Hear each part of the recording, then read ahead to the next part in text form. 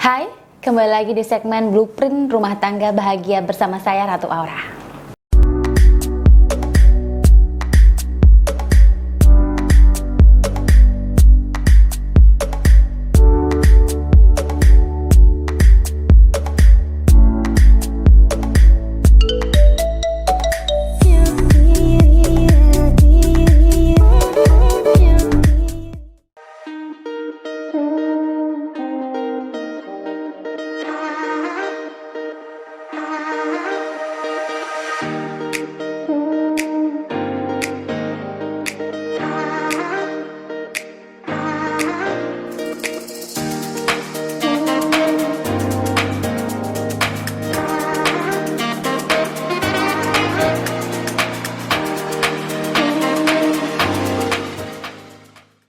Halo, apa kabar sahabat Aura semuanya? Semoga selalu sehat ya.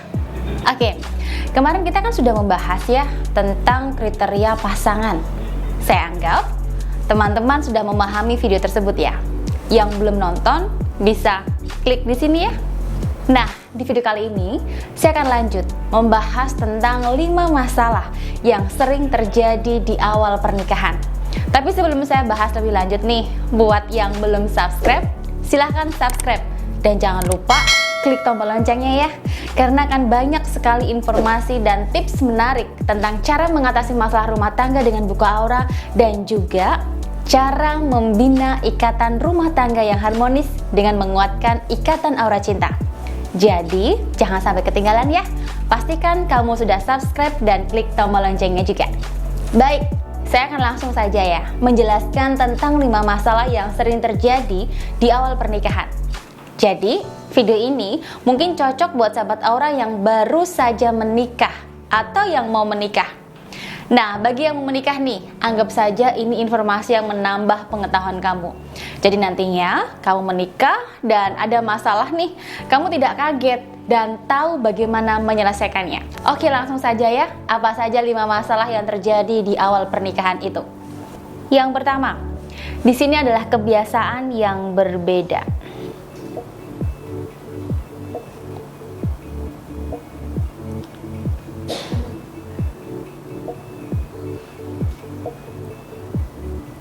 Nah, kebiasaan berbeda ini kan banyak sekali ya. Kalau dalam rumah tangga itu banyak sekali perbedaan antara sebelum menikah sama sesudah menikah. Nah, biasanya nih pasti akan kaget nih ya. Kebiasaan yang pertama itu yang berbeda biasanya nih ya, sewaktu saya menikah dulu, saya kan suka bangun pagi.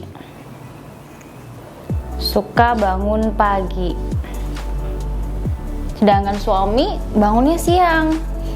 Kalau suami berbeda arah ya. Berbeda arah, suka bangun siang. Jadi kan kita nggak nyaman ya kalau kita sukanya bangun pagi terus bersih-bersih rumah, sedangkan suami bangunnya siang. Ngelihat yang males itu kan rasanya kayak gimana gitu ya. Pastinya kan seperti itu ya. Mungkin sahabat Aura juga akan mengalami seperti itu nantinya. Kemudian itu kebiasaan yang pertama yang sering saya lakukan nih. Yang kedua tuh biasanya saya tuh suka bersih ya, saya nggak suka kotor. Saya tuh suka kalau bangun tidur bersihin kamar, terus bersih-bersih rumah. Saya suka dengan kebersihan. Intinya suka dengan kebersihan dan rapi ya.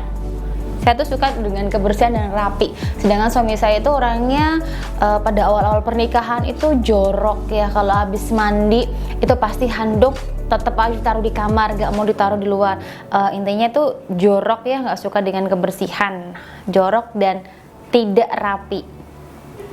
Nah, ini kebiasaan yang berbeda. Itu pasti sering terjadi nantinya di awal-awal pernikahan. Oke, kita lanjut poin yang kedua. Poin yang kedua di sini egois ya.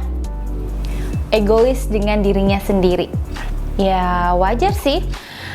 Wajar sih di awal-awal pernikahan pasti kita akan lebih mementingkan diri kita sendiri dibanding mementingkan pasangan.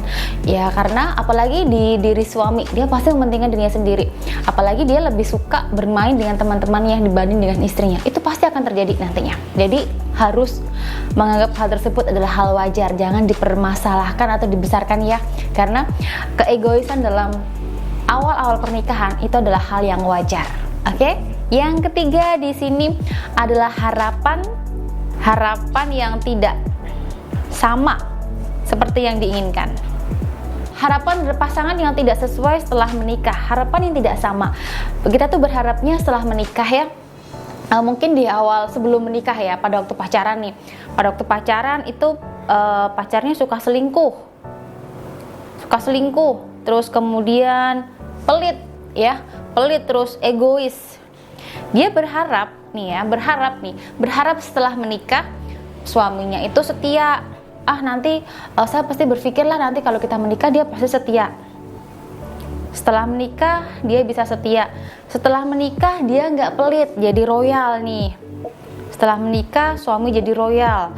Terus setelah menikah suami nggak egois lagi, lebih baik atau care ya. Tapi ternyata masih sama aja. Jadi itu adalah hal yang wajar seperti itu. Ada harapan-harapan terhadap pasangan yang tidak sesuai dengan setelah menikah itu pasti akan berbeda. Karena itu adalah karakter orang yang sebelum menikah memang suka selingkuh, terus berharap kalau setelah menikah itu nanti nggak selingkuh, ya nggak bisa, karena itu udah karakter, susah nantinya. Itu yang sering terjadi.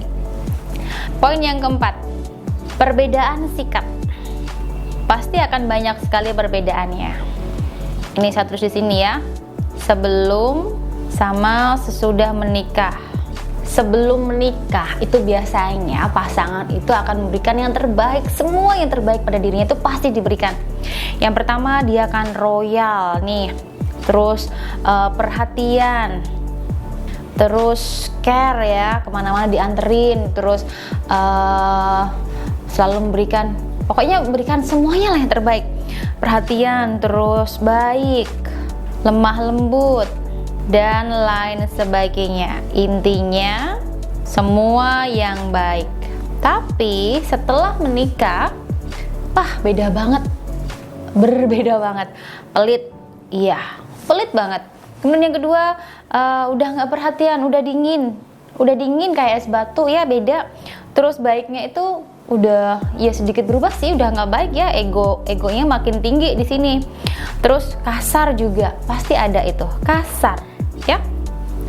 Intinya semua kejelekannya yang dulunya ditutupi pada waktu pacaran itu sangat terlihat setelah menikah. Nah, itu pasti sering terjadi di awal-awal pernikahan. Oke, kita lanjut ke poin yang kelima. Oke, belum mandiri ya. Tergantung pada orang tua. Di sini banyak sekali terjadi dari pasangan suami istri yang pada waktu awal-awal menikah mereka tuh belum bisa mandiri. Mereka masih bergantung kepada orang tua. Ya mungkin keuangan orang tua jauh lebih mapan ya dibanding keluarga barunya. Jadi mereka tuh masih bergantung dengan orang tuanya. Nah, itulah 5 hal yang sering terjadi atau masalah dalam awal-awal pernikahan. Jadi sahabat Aura semuanya harus bisa memakluminya ya, harus bisa paham betul dan bisa menangannya dengan baik. Kalau nggak bisa ditangani dengan baik ya nanti rumah tangga nggak akan harmonis nanti ke depannya. Yang terpenting perkuat aura cintamu agar Anda dengan pasangan tetap harmonis dan bahagia nantinya. Baik, saya rasa sudah cukup jelas untuk pembahasan kali ini. Semoga bermanfaat untuk sahabat Aura semuanya. Jika masih ada pertanyaan mengenai hal tersebut, atau jika Anda memang mengalami hal tersebut dan Anda bingung harus bagaimana, Anda bisa konsultasi dengan saya dengan menghubungi layanan konsultasi di sini. Terima kasih sudah menonton dan sampai jumpa di video saya selanjutnya.